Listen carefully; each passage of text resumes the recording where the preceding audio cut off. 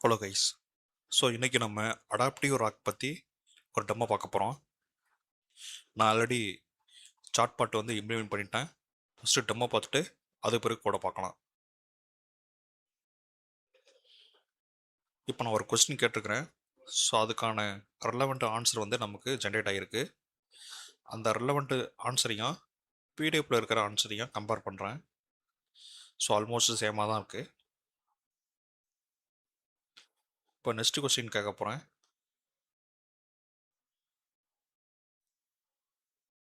அதாவது ஸ்காலர்ஷிப் வந்து எப்படி அப்ளை பண்ணுறது ஒரு கொஸ்டின் கேட்டிருக்கிறேன். ஸோ அது வந்து பார்த்திங்கன்னா ரூட் வந்து ரேக்கை செலக்ட் பண்ணி ஆன்சர் வந்து செலக்ட் ஆகிருக்கு. அதுக்கான சிமிலாரிட்டி ஸ்கோரும் ஷோ ஆகுது. தென் வந்து ரூட் வந்து பார்த்தீங்கன்னா ரேக் அண்ட் டைரக்ட் ரெண்டு விதமாக செயல்படும். அதாவது பிடிஎஃப்பில் வந்து அதுக்கான ஆன்சர் இருந்ததுன்னா அதுக்கான ஆன்சர் வந்து ஜென்ரேட் பண்ணும். அப்படி பிடிஎஃப்பில் வந்து அதுக்கான ஆன்சர் வந்து இல்லைன்னா வெப் சர்ச் மூலமாக அதை டைரெக்டாக எல்லாம் நம்ம கனெக்ட் பண்ணி அதுக்கான ஆன்சர் வந்து ஜென்ரேட் பண்ணும். இப்போ நான் வந்து பிடிஎஃப்பில் வந்து பார்த்தீங்கன்னா வேர் இஸ் சென்னை லொக்கேட்டட்னு நான் கேட்குறேன். இது வந்து பிடிஎஃப்பில் அந்த கொஸ்டினே இல்லை, ஆனால் நமக்கு வந்து ஆன்சர் வந்து ஜென்ரேட் ஆகும். இது எப்படின்னா இதை டேரெக்டாக எல்லாம் நம்ம கனெக்ட் பண்ணுறதுனால செலக்டட் ரூட் வந்து டைரக்ட்னு ஹைலைட் ஆகிருக்கு. ஸோ அது கரெக்டான ஆன்சர் வந்து நம்ம ஜென்ரேட் ஆகிருக்கு. ஸோ இது என்ன மாதிரி சினாரியில் வந்து நமக்கு தேவைப்படும்னா, இதுக்கு முன்னாடி பார்த்த ரேக் வந்து பார்த்திங்கன்னா நம்ம கொஸ்டின் கேட்போம், அதுக்கான ஆன்சர் வந்து வெக்டார் டிபியில் இருந்ததுன்னா வெக்டார் டிபி வந்து சர்ச் பண்ணி அதுக்கு ரிலவெண்ட்டு ஜங்கை வந்து எல்எல்எம்க்கு பாஸ் பண்ணி ஆன்சர் ஜென்ரேட் பண்ணி நமக்கு வந்து யூஇல வந்து ஷோ பண்ணோம். ஆனால் அடாப்டிவ் ராக் வந்து பார்த்திங்கன்னா ஒரு கொஸ்டின் கேட்குறோம், அந்த கொஸ்டினுக்கான ஆன்சர் வந்து பிடிஎஃப்பில் அதாவது வெக்டார் டிபிலேருந்து இல்லை. ஸோ அந்த மாதிரி சினாரியில் வந்து இது எப்படி ஒர்க் ஆகும்னா, அந்த கொஸ்டினை வந்து செக் பண்ணோம். ஒரு மெத்தட் ஒன்று கிரியேட் பண்ணியிருக்கிறேன். ஸோ செக் பண்ணோம் இந்த கொஸ்டின் வந்து ஆன்சர் வந்து பிடிஎஃப்பில் அதாவது வெக்டார் டிபியில் இருக்கா இல்லையான்னு செக் பண்ணோம். இருந்ததுன்னா ஆன்சர் ஜென்ரேட் பண்ணோம். அப்படி இல்லைன்னா எல்லாம் நம்ம வந்து கனெக்ட் பண்ணி அதுக்கான ஆன்சர் வந்து ஜென்ரேட் பண்ணோம். இது வந்து ஒரு அட்வான்ஸ் ராக். இதில் வந்து பார்த்தீங்கன்னா ஃபாஸ்டர் ரெஸ்பான்ஸ், லோயர் காஸ்ட், நிறைய ஃபீச்சர்ஸ் வந்து ஆட் ஆகிருக்கு.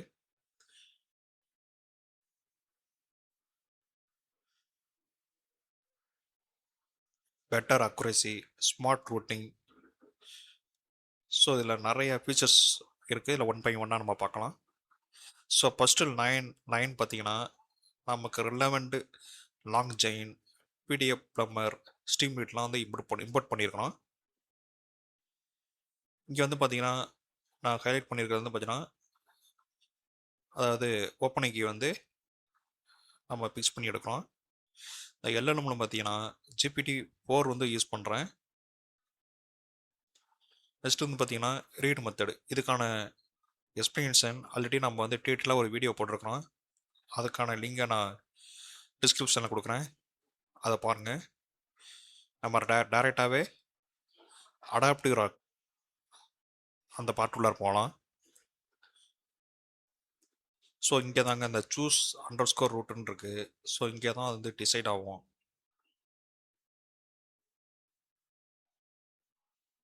இங்கே வந்து பார்த்தீங்கன்னா நம்ம கொடுக்குற கொஸ்டினையும்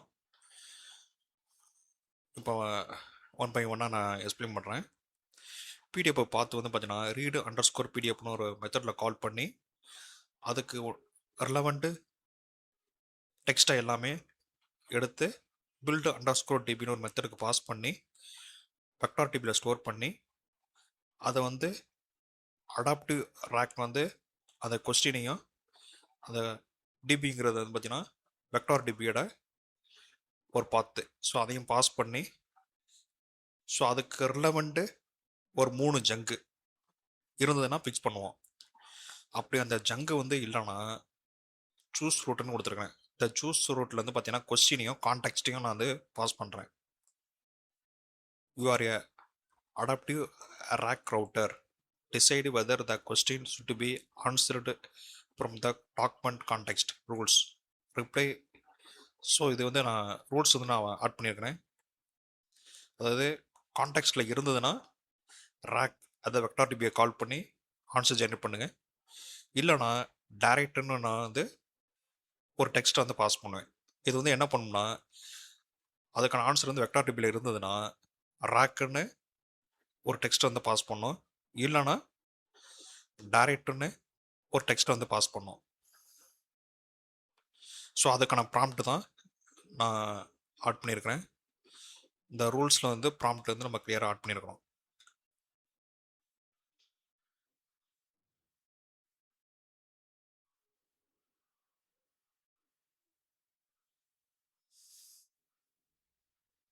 ஸோ இங்கே வந்து பார்த்திங்கன்னா நமக்கு டேரெக்டாக ரேக்கான்னு நமக்கு ரிப்ளை வந்துடும். ஸோ அது பேஸ்ட் பண்ணி 2 மெத்தட் க்ரியேட் பண்ணியிருக்கிறேன். இந்த மெத்தட் வந்து பார்த்திங்கன்னா ரேக் அதை வெக்டார் டிபிலேருந்து பிக்ஸ் பண்ணியாந்து அந்த கொஸ்டின் அண்ட் ஜங்க் பேஸ்ட் பண்ணி நமக்கு ஒரு ஆன்சர் வந்து நம்ம கொடுக்கும்.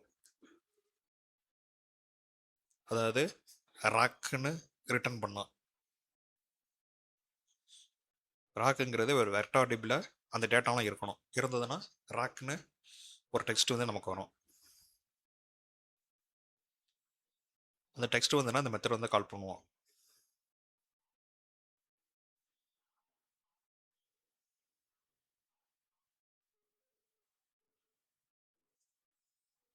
இல்லைனா வந்து எல்ஸ் அந்த ஸ்டேட்மெண்ட்டில் போயிடும்.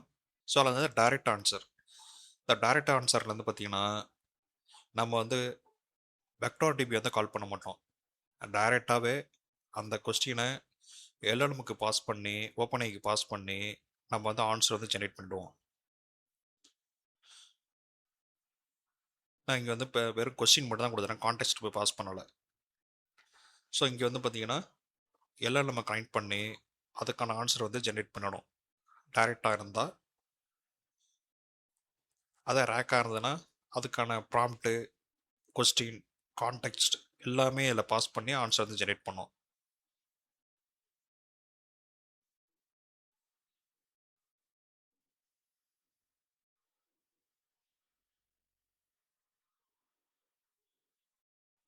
நான் இங்கே கிளியராக கொடுத்துருக்கேன். ஆன்சர் த கொஸ்டின் யுவர் நாலேஜ்னு கொடுத்துருக்கேன்.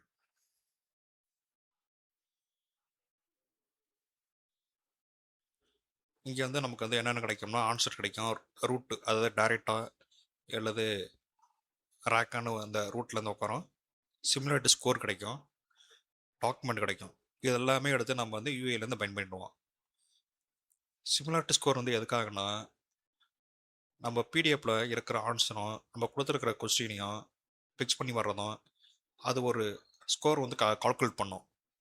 அதாவது இந்த ஆன்சர் வந்து இத்தனை பர்சன்டேஜ் வந்து கரெக்டாக இருக்குது என்ன ஒரு ஆன்சர் ஒரு கால்குலேஷன் அதை கிரியேட் பண்ணி நமக்கு கொடுக்கும்.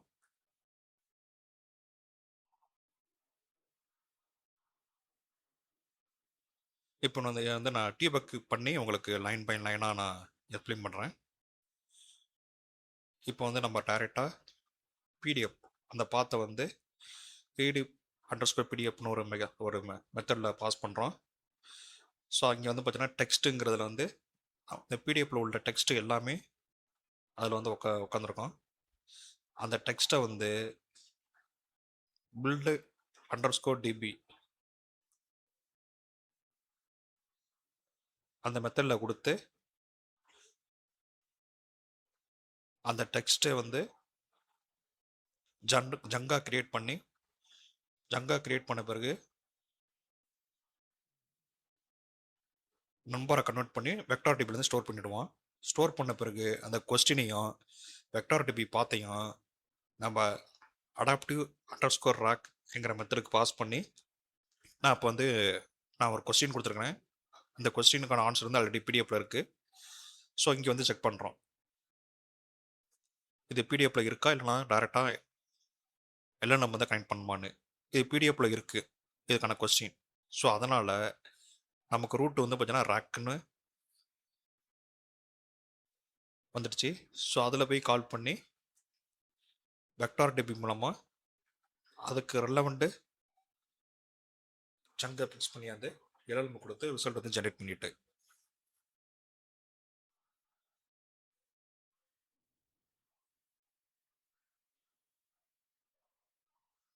இப்போ நெக்ஸ்ட்டு என்ன பண்ண போகிறோன்னா ராக்குக்கு ஒரு நம்ம எக்ஸாம்பிள் பார்த்தாச்சு. டைரக்ட்டுக்கு நெக்ஸ்ட்டு எக்ஸாம்பிள் பார்க்கலாம். நான் இப்போ என்ன கொஸ்டின் கேட்டிருக்கேன்னா வேர் இஸ் சென்னைன்னு கேட்குறேன். இது வந்து பார்த்தீங்கன்னா நம்ம பிடிஎஃப்ல இல்லை, இதுக்கான ஆன்சர் வந்து வெக்டார் டிபிலையும் இல்லை. ஸோ இந்த மாதிரி சினாரியில் வந்து இது டைரெக்டாக எல்எல்எம் கூட கனெக்ட் பண்ணோம். வெக்டார் டிபி டேட்டாலாம் போய் ஃபிக்ஸ் பண்ணாது.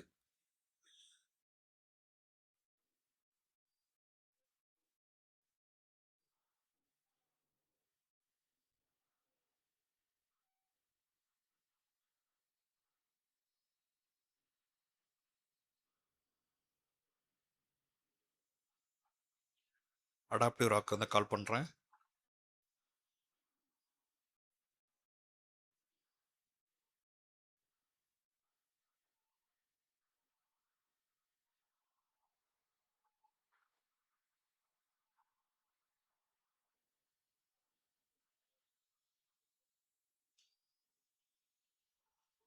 கொஸ்டின் வந்து வேர் இஸ் சென்னைன்னு கேட்டிருக்கேன். ஸோ அதுக்கான கொஸ்டினுக்கு வெக்டார் டிபியில் வந்து அதுக்கு ரெலவெண்ட்டு ஜங்கு இல்லைங்கிறதுனால நமக்கு வந்து ரிட்டன் வந்து டைரக்ட்னு வரும். ஏன்னா நம்ம பிடிஎஃப் வந்து யூனிவர்சிட்டி ரிலேட்டட் இன்ஃபர்மேஷன் தான் ஸ்டோர் பண்ணியிருக்கணும். இப்போ நமக்கு டைரக்ட்னு வந்துட்டு இப்போ டைரக்ட் மெத்தட் வந்து கால் பண்ணுறோம். இப்போ வந்து நமக்கு வந்து ஆன்சர் வந்து ஜென்ரேட் ஆகிருக்கும்.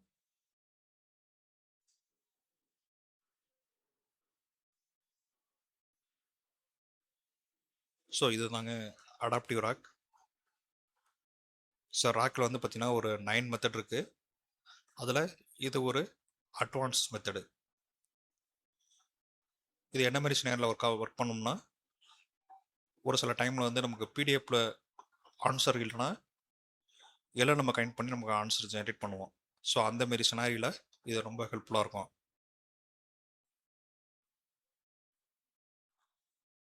இது ரொம்ப ஈஸியாக புரிகிற மாதிரி நான் கொடுத்துருக்கேன். நீங்கள் அந்த கோடை வந்து கோத்ரூ பண்ணாலே ஈஸியாக அண்டர்ஸ்டாண்ட் பண்ணிக்கலாம்.